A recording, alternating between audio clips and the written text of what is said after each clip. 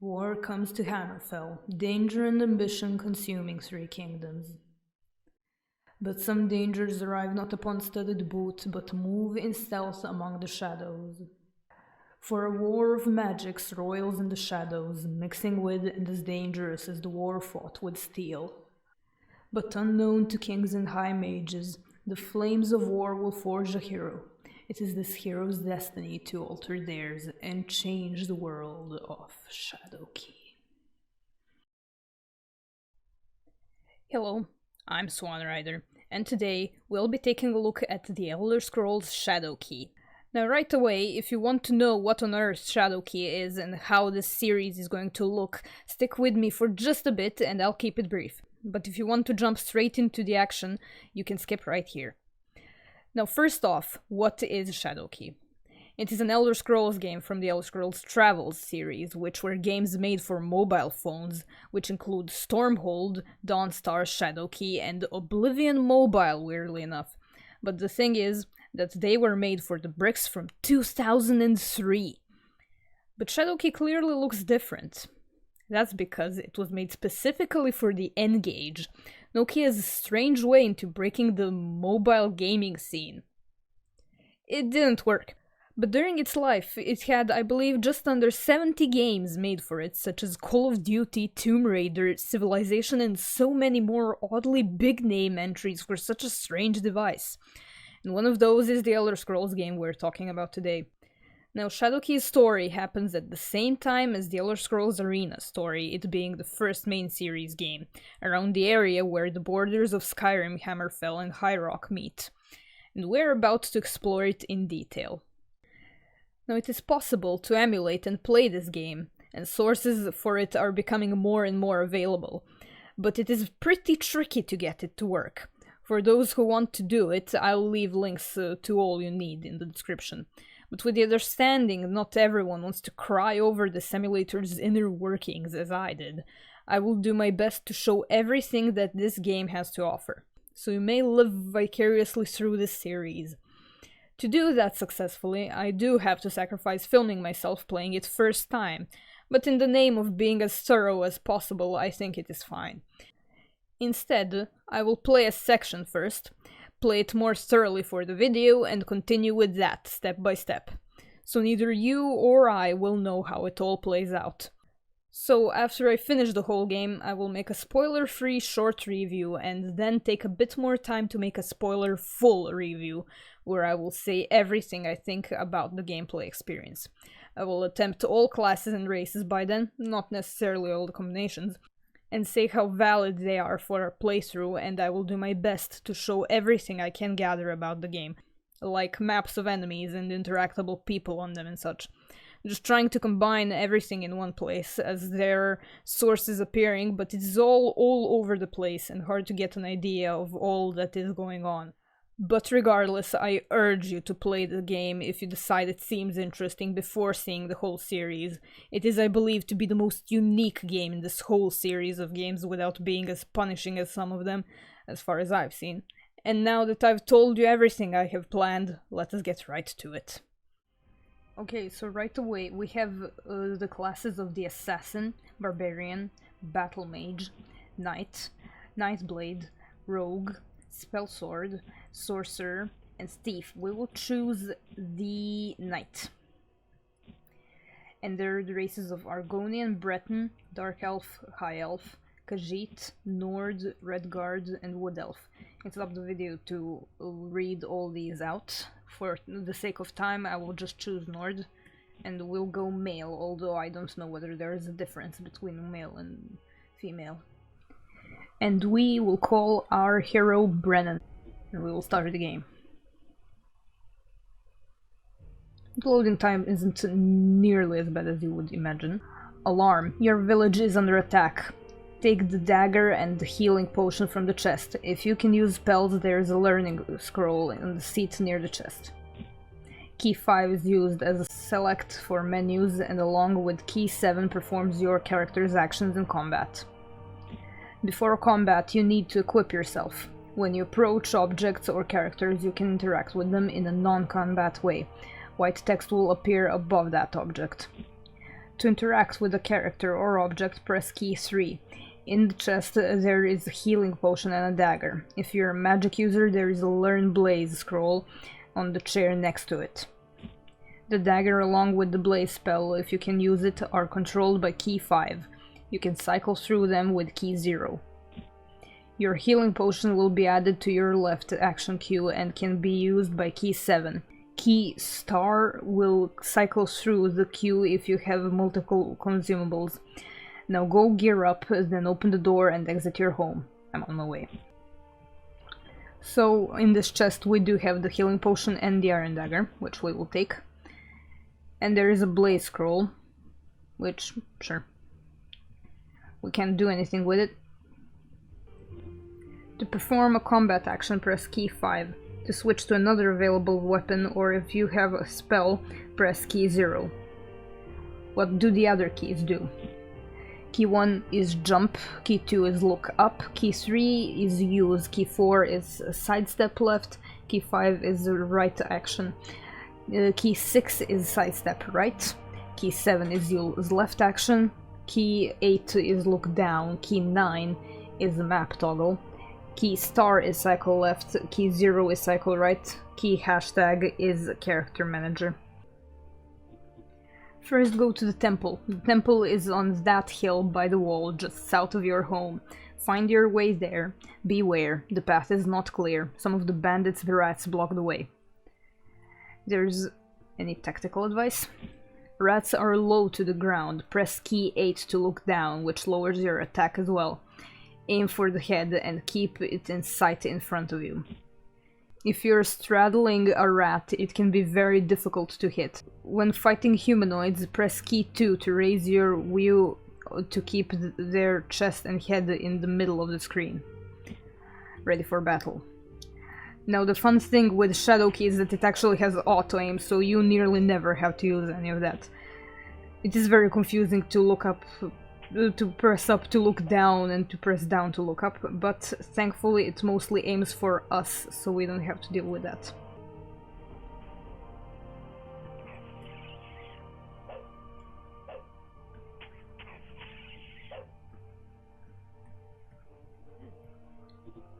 A tougher opponent is between you and the temple. You might want to have your dagger ready, or your blaze spell if you can use it. You can enter the character manager by pressing key hashtag. While in the character manager, you can add or remove items to your left and right action queues. You can also view your stats, cycle through your items, and even view your active quests.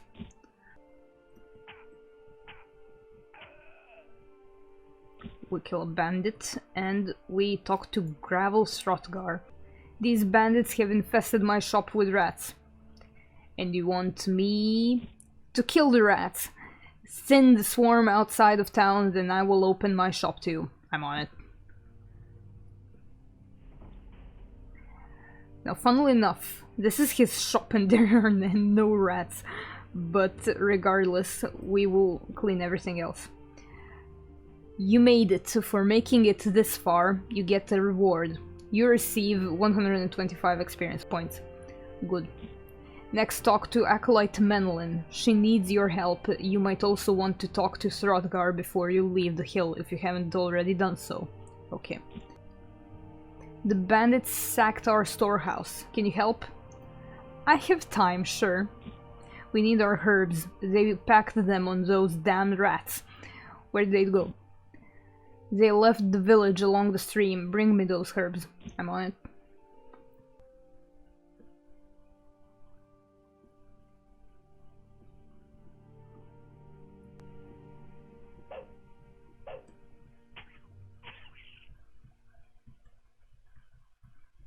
And we go down this winding path of rats and kill the rest of them.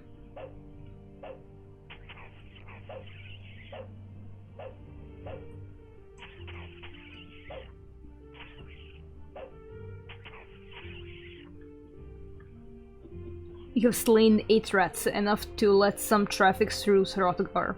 Srothgar? Meet the merchant in his shop to collect your reward. To his shop! But we will kill this last rat first. because that rat has the herbs. You have found the herbs. Return quickly to Menlin. On my way.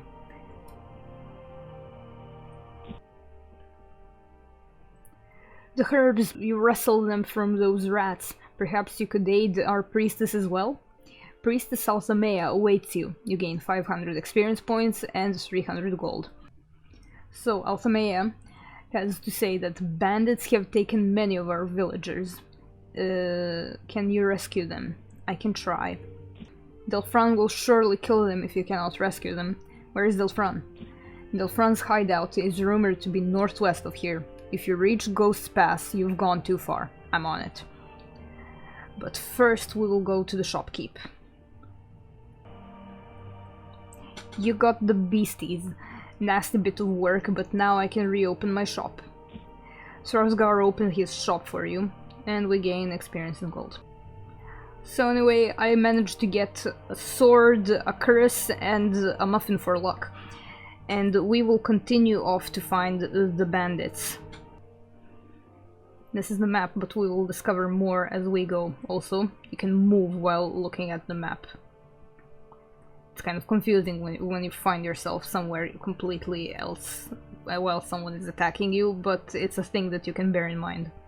And when we go to the character menu, we can see that we leveled up. I will just put a point into endurance, hoping that it works much like Morrowind, where the more you level the endurance, the more you gain health per each level, and that will be very useful.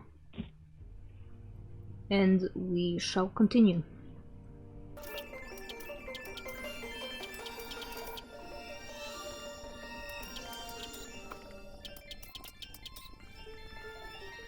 So we find a random guy while going to kill the bandits, and his name is Old Trinket. Let's see what he has to say. A while ago I saw rats dragging a chest towards Delfrance. Really? Thanks. And that's all for Trinket.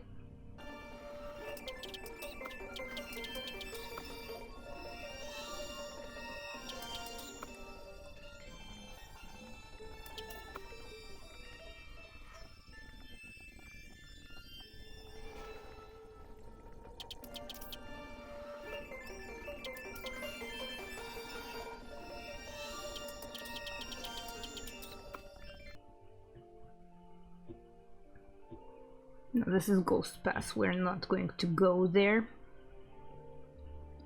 We're just gonna continue slightly more to the west, because it isn't actually that much further away. We just have to slightly go back. And there it is. This is the entrance. We're gonna clean out around the entrance a bit as well, so that it's more comfortable going around here.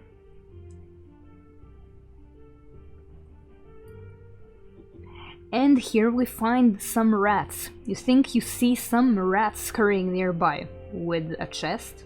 Looked like it. You suddenly recall what old Trinket told you. Delfran's hideout must be close. Okay. But yeah, it's actually meant that you see this first. I just got a little confused on the way, because I've already been here, and I know that you can come from two sides here. Like you can see here. So we'll just grab the chest with our 250 gold pieces. Mad rat. And our rat's eye. Thank you. So we shall continue to the hideout now and clear it all out. Now, just to note that it's very easy to accidentally kill bandits that are named and interactable, so I suggest you are very careful when going around here, and also bear in mind that this whole hideout is deceptively large, considering this is a mobile game, so bear that in mind as well. Now, let us get to it.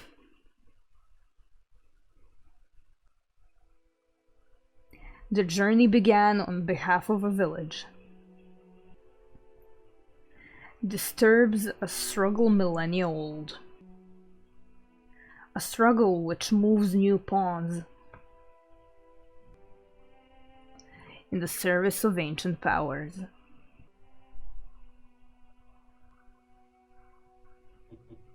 Raucous laughter and crude shouts echo through the halls. They appear to be celebrating the looting of your village. Now these are guards, we can talk to them, or kill them. Hey, you aren't supposed to be here. You can say either yes I am or dice come. We're just gonna kill them all for now, to make this whole thing a little easier and quicker.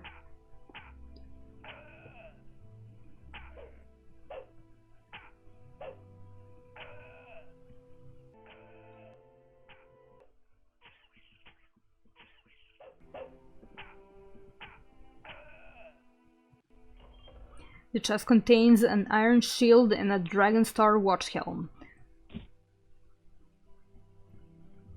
I think the stuff in the chest might be changing whenever you look at it, but I'm not 100% certain, so don't take my word on that.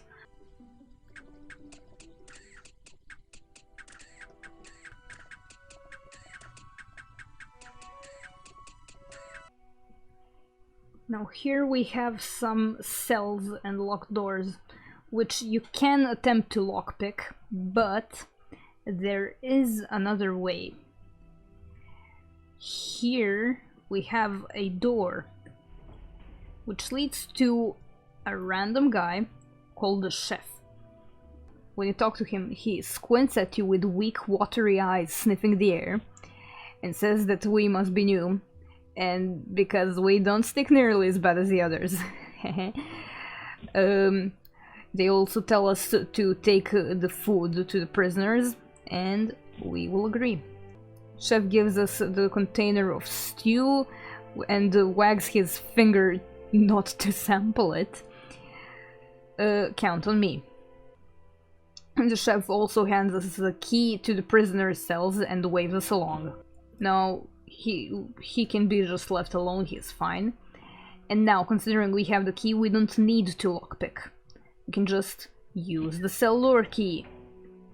As a villager, they took Brigitta to a big room behind 2 gates. I will find her. We also earn experience. So we'll just go down these doors and free them all. They mostly tell us about Brigitta. But this one, yeah, is kind of more brave or something, or stupid. Saying I would have shown those rascals a thing or two, if only, and we just cut them off saying go home. Just go home. And this is Heather. This prisoner seems of sterner stuff than the rest, pride still in her eyes. Would you be willing to find a family heirloom for me? Those brutes took it. What sort of heirloom? My father was a silversmith. He made the locket for me before he died.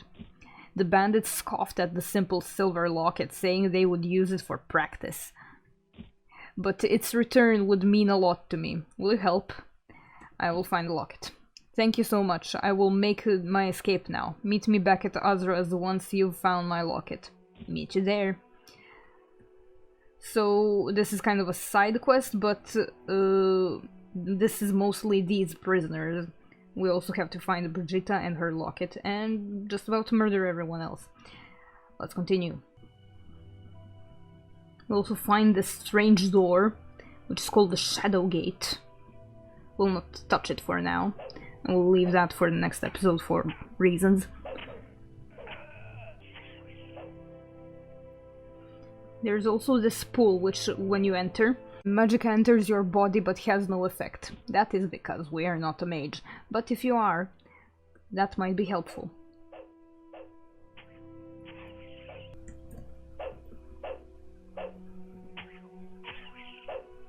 This little goofy little boy.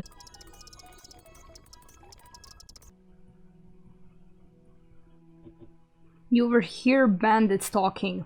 We really ought to capture Acolyte Menlin and Priestess Almacia. I see. So basically behind that door, which I will come back to because yeah, I saw a bandit here. Because occasionally you can hear dialogue like in front of the door or something. So we'll just come in here and pulverize them.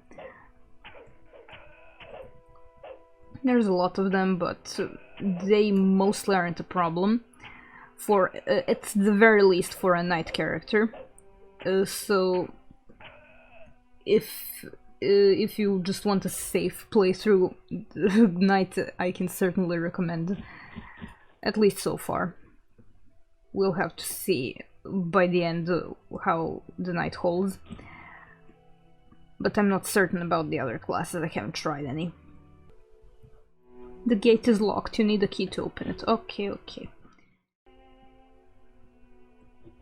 From the back of a group of bandits comes the shout, "I claim the weapon." I'm not certain what that means, but I'm guessing they're fighting amongst themselves, or maybe they're just goofing about because they might be drunk. Who knows? Well, the important thing is that we're dealing with them very swiftly. Through this door we find some locked up, trapped people. First we have Makor. An orc rises to his feet, wobbly but his face set with ferocious determination. He nods towards his leg irons. "I have nothing to give you now, but if you free me, my debt for you will someday be paid in full." "Who are you?" "I'm Makor. I got caught scouting for the bandits' hideout." I can either get their leg irons, ask how we can trust them, or saying sorry and we're not freeing them. So let's go with how can we trust him. "Trust, I'm just asking you to free me from your enemies. I will repay you if I can." "Okay, I will free you. You help pry the lock on the leg irons." Makor thanks you and leaves. And here we have another villager. "Praise the fates, those ruffians meant us ill. You're free now." So yeah, occasionally there will be a stray villager here and there in a room around these, but they're not too hard to find if you check all the rooms.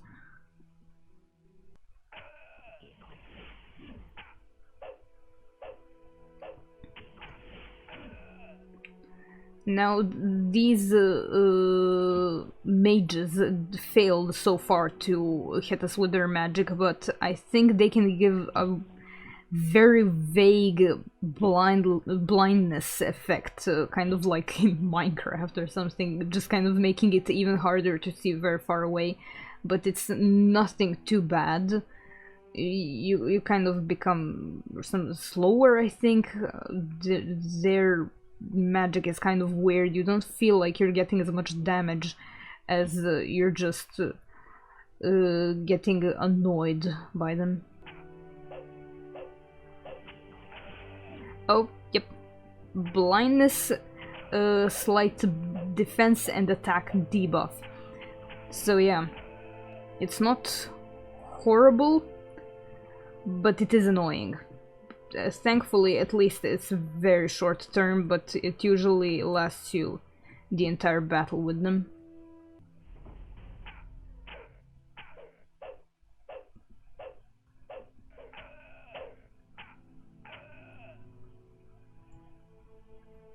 Now this bandit, we can talk to them, even though you couldn't tell because you fought two right in front of his eyes. So a steely-eyed veteran thief takes stock of you. "I was just thinking of leaving Delphran and retiring. You help, you don't have to deal with me." "Help you how?" "There are 2 rooms southeast of here where Delphran's men practice disarming traps. One of the chests Delphran had specifically warded against me. There are papers in the chest which will help me retire. In exchange, I will give you the key to Delphran's treasury just east of here. You have a deal." So it basically just helps us get to stuff in other rooms, and I see no good reason to just kill them. I did that accidentally in my original run, and you just can't enter the room. You can't lockpick it, I don't believe. And you basically just get less content for just murdering people around, even by accident. So when we approach this door, the door appears featureless until you spot a tiny keyhole set high and left. The lock does not yield to your probing. There's an Azra villager.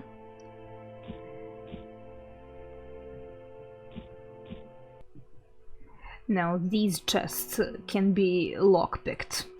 Now even if you're a warrior, you can attempt and occasionally even successfully open these. It's just that sometimes it takes a while for lockpicking. Now in this chest there's a locket. It's probably the one that we needed to grab for Heather. This chest has gold, and this one we set off a trap, and it does say that we set off a trap, but I'm not certain that it does anything. Maybe light damage, but nothing much. Yeah, you trigger the trap, it just takes a bit of damage, and it's really not that big of a deal. Yeah. And this time we successfully looted the chest. It's just that it takes a bit of damage every time you fail, because they're trapped, but otherwise you're fine, mostly. A dazzling light shines from the chest, and a pair of ethereal hands rise. Touch your shoulder, slides over your shoulder blade down to your shadow. The hands move around your shadow, feeling, searching. A flash, then hands and the light are gone. The chest opens. Inside is a letter of introduction, false ones, and a new identity for Grell. Take the letter. So basically, we can now return to the bandit from a couple of minutes ago and just give them their freedom and be on our merry way. Grell grins. Delphron can continue this savage on his own. My men and I will take our leave. Grell hands you Delphron's treasure key, then leaves. You also receive 150 experience points. My pleasure. Now this door that we couldn't open earlier, the tiny keyhole in the door clicks 5 times as you slowly turn the key. The door opens ponderously to admit you to Delphron's treasure room. It's basically the exact same door that we couldn't open earlier. And just a large treasure room shaped like the letter T. There isn't anyone to attack us here or anyone to stop us. We just grab the treasure and we can leave. Now this is a situation with a locked door that we can just lockpick until we succeed. Since it's not trapped, you do not get damaged for failure. Also, I didn't mention that I'm stupid because I forgot to arm myself with the longsword that I bought. So yeah, we'll continue as if nothing happened. As you can see, it's entirely fine to just go and play the game with a dagger. Also, these barrels in this room can replenish your health, I guess. Now, I don't need it, but drink up, my friend, because you're probably not drinking in a while.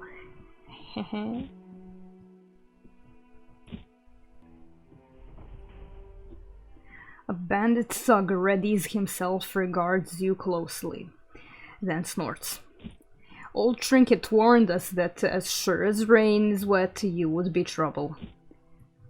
Old Trinket, if you would kindly remember, is the guy that told us about the rats carrying a chest, so maybe Old Trinket isn't as random as he seems. But here we find Blandon Grizzle. A large older thief regards you sadly through bleary eyes. Ah, bad business raiding that village. Now you want blood. I was drinking on my own rather than watch Delphron gloat, but I am all out of juice. If you would be willing to get me some juice from the kitchen, I will not stand in the way of your vengeance, and I tip well. I'll bring some back. Now, I don't remember managing to find any, but I guess we had some in our inventory from earlier, so we just give it to him, wherever it is. And he says, "Aha, I figured you for the trustworthy sort. I am happy not to have to kill you." Blandon moves to a spot on the floor and taps it quickly with his foot. A dart flies up into the ceiling and the pouch is propelled upward. Blandon catches the pouch, then tosses it to you. You receive 117 gold and 125 experience. Do what you must, I care not. And we'll leave him to it. We'll even close the door on their way out, because we're polite. And let's continue onward. We're almost at the end. There's just this row that we have to clean out. And I think, if I recall correctly, immediately the first door, we get this guy called Lieutenant Bresser. But we can't talk to him actually, so we just kill him.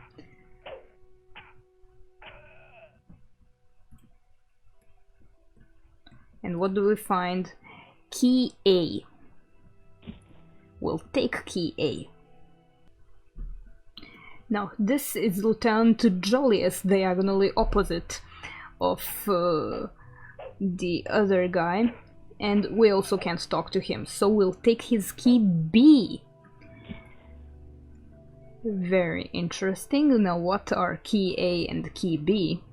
Well, considering we've cleaned everything out, I can show you. It's very simple. This gate can be opened with key A, and this gate can be opened with key B. Now, considering how many times I've done something stupid and accidentally skipped dialogue, I will just quickly get rid of these two. Double check that I'm not insane and that I recall correctly that there is no one here. And I will just nicely and quickly save the game. Okay, so holding the left soft key, we can just save the game here. And I will save it in the slot 4 so that I can remember it. Game saved. Return to game. So that's how you save, just in case you aren't sure. But otherwise, that is it. We'll just immediately run to Delphron, and he says, "Ah, another villager, for my growing collection." Either we can say "not today, Delphron," or "death to the bandits." We're just gonna be polite now. "Oh, I insist, as do my men. Take him, dead or alive." Now, I personally try and pick the small ones first, because he does look terrifying with that huge axe. And it's easier to deal with the guys that you already know aren't that big of a threat. So we move away, try not to fall off a cliff. And we take Delphron on. Now he's a bit tougher, but just a bit. Do bear in mind this is actually a literal cliff. And I fell down it. I'm indeed very smart. Now you know it's a cliff. Do not fall off of it like I just did. A cold maniacal laughter can be heard as you take your final breath. Before you stands the shadow of conflict, eagerly awaiting your arrival into its domain. Your journey has ended, hero, and the shadows now roam freely across Hammerfell. Awesome. Let's do it again. We'll just load the save. It's very great that I saved the game, because I am, in fact, stupid. Awesome. Now here is this lovely Lady Brigitta. You have freed the captured villagers. Return to Amalethea in Nazra for a reward. Great. And there's also this guy on the side, the Skelos Andriel. 1,000 thanks would not repay you for rescuing me from those brutes. But far worse lurks in shadows than bandits and rats, and soon my pardon, I forget myself. I'm Skelos Shadow Mage. I should like to speak with you again back in Azra's Crossing. So he's a suspicious guy, but there's something else that's far more interesting. Delphron's Shadowkey. We'll take that. And return to Azra's Crossing. The beautiful nightly sky awaits us. And here we can see that old trinket is incredibly gone. Suspicious old man. We'll remember you, old trinket, don't you worry. We have our suspicions about you. I'm not certain whether he is behind the conflict or whether he is entirely uncorrelated and just kind of a strange old dude. But we will find out later. In the meantime, here is Menelin. Thanks again for your help. The village is blessed to have you. Bye. Brigitta. The villager hugs you. Thank you so much for saving me. My pleasure.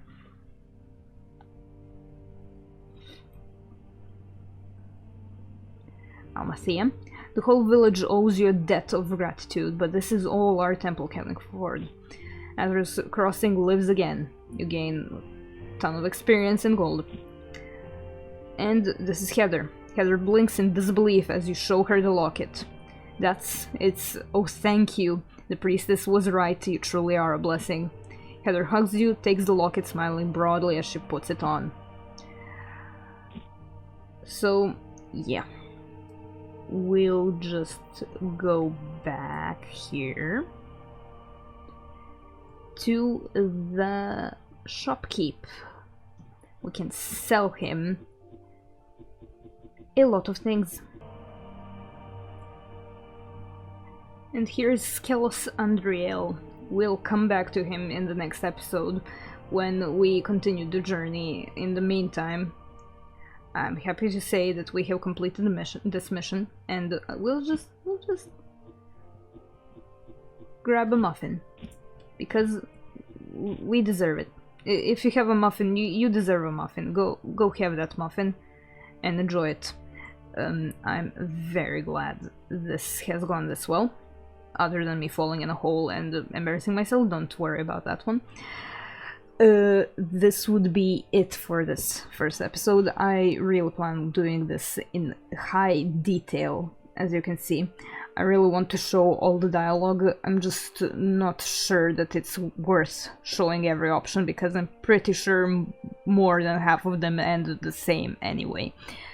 So basically, oh, thank you for watching. I understand this may not be the most fun playthrough, but I realize there's very few resources for this game, and I just want to be as detailed as possible. So, yeah. Thank you for watching. If you enjoyed this, please give me some feedback so I can make better videos in the future. And I'll see you next time. Bye!